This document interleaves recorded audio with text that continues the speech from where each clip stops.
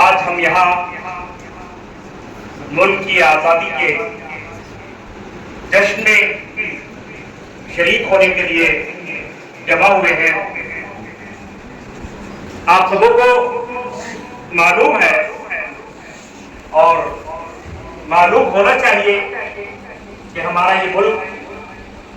ایک طویل عرصے تک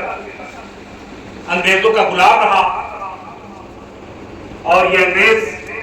انہوں نے بھرپور فائدہ اٹھایا اور اس ملک کو کنگال کر کے چھوڑا۔ یہ ملک جب انگریزوں کے غلامی میں آیا تو وہ لوگ جو اس ملک کے حکمراں تھے، ملک کے مختلف حصوں میں جن کی حکمرانی تھی، ظاہر ہے کہ سب سے پہلے انہی کو اس بات کا احساس ہوا۔ چنانچہ اگر ہم اس ملک میں آزادی کے جدوجہد کو مرحلہ وار تقسیم کریں تو پورا 100 سال، ایک صدی ایسا ہے کہ جس میں انگریزوں سے صرف مسلم حکمرانوں نے، عوام نے جنگ لڑی ہے۔ عموماً 1857 کو ہندوستان کی پہلی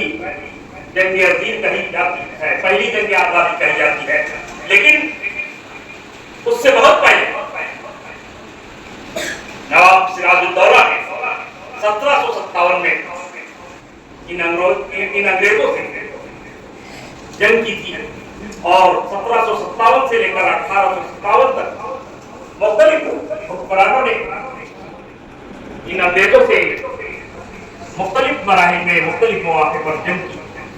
بہرحال ہندوستان کی جنگ آزادی میں یوں تو تمام قوموں اور تمام مذہب کے ماننے والوں کا حصہ ہے، لیکن واقعہ یہ ہے کہ مسلمانوں کا اس میں سب سے زیادہ حصہ ہے اور آج اس کو بلایا جا رہا ہے، اس تاریخ کو مٹانے کی کوشش کی جا رہی ہے۔ ضرورت اس بات کی ہے کہ ہم خود بھی جنگ کی اس تاریخ سے واقف ہوں اور دوسروں کو بھی واقف کراتے رہیں، ملکی سطح پر بھی اور بین الاقوامی سطح پر۔ یہ ملک اب آزاد ہے، ہم ایک آزاد ملک میں رہتے ہیں۔ اس ملک میں رہتے ہوئے جس طرح ہمارے بزرگوں نے خود کو نافع بنایا تھا، مفید بنایا تھا، وہ اس ملک کے ترقی میں، اس کے استحکام میں حصہ لے رہے تھے۔ ہم کو بھی حاشیے پر نہیں رہنا ہے، آخری سطح پہ نہیں رکھنا ہے، بلکہ آگے آ کر پہلی صفوں میں شامل ہو کر اپنے آپ کو نافع بنا کر، مفید بنا کر، کارآمد بنا کر، اپنے اندر ایسی صلاحیتیں پیدا کر کے کہ جو اس ملک کے کام آ سکے، ہمیں خود کو منوانا ہے اور اس ملک کی ترقی میں، اس کے استحکام میں حصہ لینا ہے۔ ایسا نہیں کہ ہم صرف ماننے والے ہوں، بلکہ ہم کو اپنے آپ کو ایسا بنانا ہے ہر فیلڈ میں، ہر میدان میں، کہ ہم اس ملک کو دے سکیں، اس ملک کے لیے ہم خود کو نفع بخش بنائیں۔ ہم کو سب سے پہلے اپنے حقوق سے واقف ہونا ہے اور ان حقوق کے لیے خود لڑنا ہے۔ دوسروں کے سہارے پر ہم جی نہیں سکتے۔ ہم کو خود اس ملک کی سرگرم سیاست میں، اس ملک کی صحافت میں،